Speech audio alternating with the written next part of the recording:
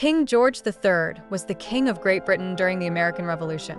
He's often remembered as the monarch who lost America, but his role in the revolution was more complicated than that.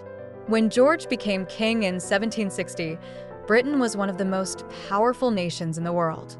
But governing the American colonies wasn't easy. After the French and Indian War, Britain needed money to pay its debts, so the king's government decided to tax the colonies.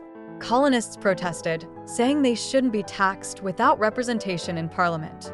But George III and his ministers believed Britain had the right to govern the colonies and make them pay their share. As protests grew, King George supported tougher measures. Laws like the Intolerable Acts punished the colonies, especially Massachusetts, for rebelling. These actions pushed the colonies closer to declaring independence. During the war, George III was determined not to give up the colonies. He believed it was his duty to defend Britain's empire, even as the war dragged on and became costly. His stubbornness helped keep the war going for 8 years.